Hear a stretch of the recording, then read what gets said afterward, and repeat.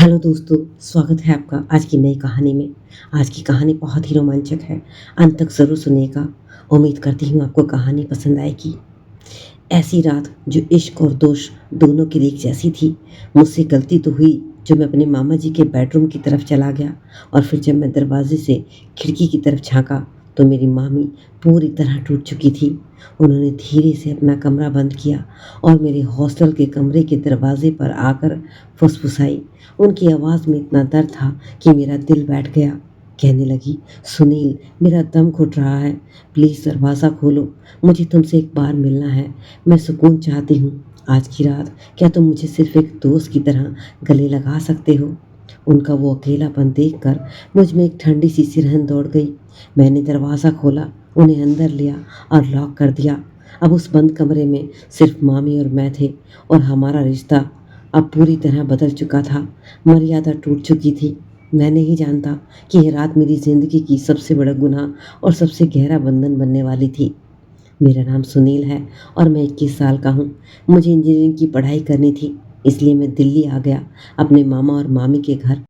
मेरी मामी की उम्र में कुछ ज़्यादा फ़र्क नहीं था। मुश्किल से 5 साल मुझसे बड़ी थी। वो हमेशा साड़ी पहनती थी। उनकी आँखों में एक हमेशा अजीब-सा दर्द रहता था, जैसे कोई ज़ंग लगा शीशा हो। मेरे मामा जी भी बहुत एक बेस्ट बिज़नेसमैन हैं, थोड़े गुस्सैल हैं। वो अक्सर घर देर से आते थे और मामी को अकेला छोड़ जाते थे।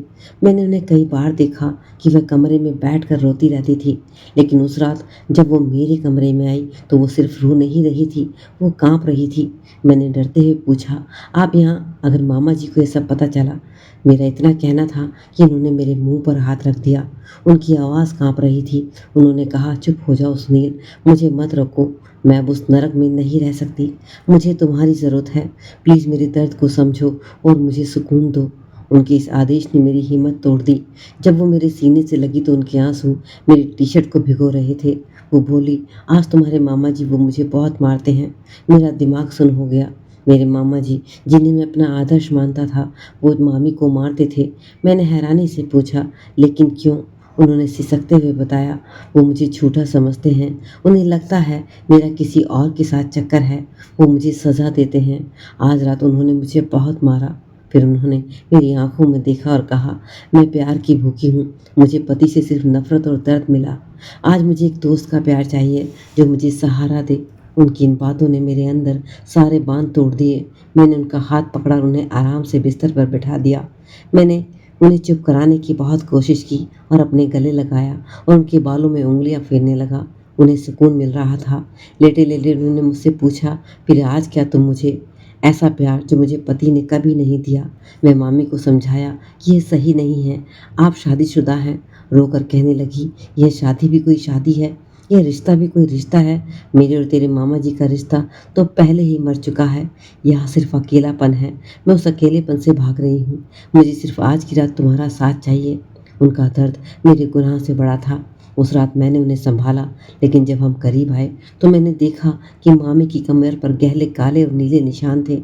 मैंने कांपते हुए पूछा, ये चोट के निशान? वो बोली, हाँ सुनील, ये तुम्हारे मामा जी ने मेरे साथ किया है। ये मुझे रोज़ ही मिलती है।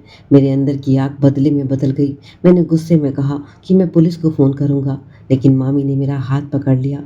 उन्होंने कहा, नहीं सुनील, मेरी बदनामी होगी। तुम मेरा बदला लो, लेकिन प्यार से। मुझे इतना प्यार दो कि उनकी सारी दी हुई चोटें भर जाएं। अगले कुछ हफ्तों तक हमारा ये रिश्ता एक गहरा राज बन गया। दिन में हम मामा भांजी थे और रात में दोस्त। मामी अब खुश रहने लगी थी, लेकिन फिर वो सबसे बड़ी रात आई। हम दोनों साथ थे।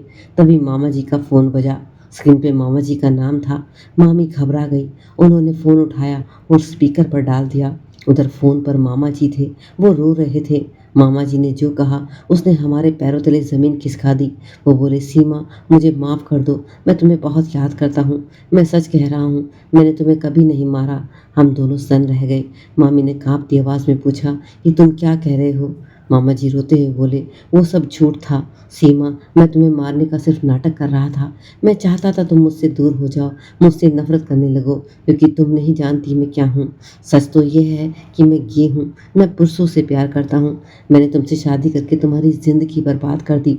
इसलिए मैं जानबूझकर बुरा बना, ताकि तुम मुझसे दूर हो जाओ और किसी और से अपनी खुशी ढूंढ सको।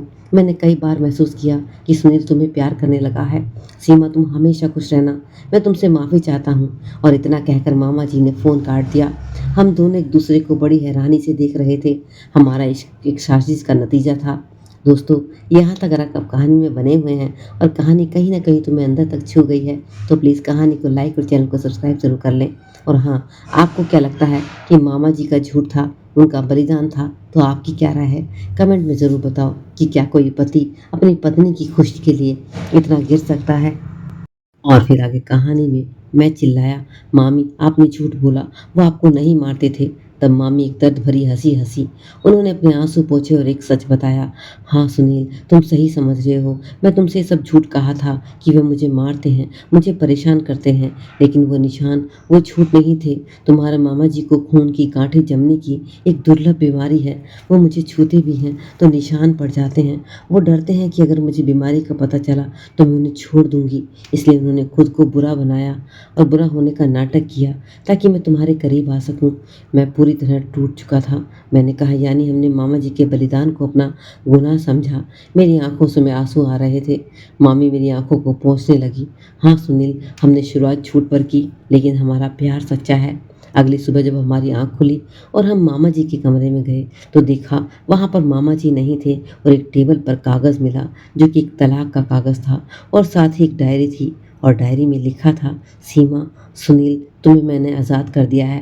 मैं अपने इस बंधन से तुम्हारी खुशी ही मेरी ख्वाहिश है, मेरी इच्छा है। डायरी में यह भी लिखा था कि सुनील, मैं जानता हूँ तुम और तुम्हारी मामी एक दूसरे को पसंद करते हो।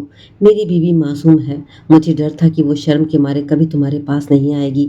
इसलिए मैंने बुरा होने का झूठ बोला ताकि वो टूट कर तुम्हारे पास आए। मैंने मरने से पहले तुम्हें इश्क दिया। अब तुम दोनों खुश रहना। उस दिन हम दोनों बहुत रोए। आज हम साथ हैं। हमारी शुरुआत वर्जित थी, समाज की नज़रों में गलत थी, लेकिन इसका अंत पवित्र था। मेरे मामी जी ने अपना प्यार खोया और अपना प्यार मुझे दिया। रिश्ते खोने से नहीं, निभाने से पवित्र होते हैं। कभी कभी प्यार को पाने के लिए झूठ का सहारा लेना पड़ता है, पर अगर नीयत साफ हो तो वो गुनाह नहीं, बलिदान बन जाता है। दोस्तों, यह थी आज की छोटी सी कहानी। आपको कहानी के बारे में क्या राय है, ज़रूर बताइएगा। और हाँ, इस कहानी के सारे पात्र और घटनाएं काल्पनिक हैं, तो इसे किसी भी वास्तविक जीवन से जोड़ने की आवश्यकता नहीं है। धन्यवाद।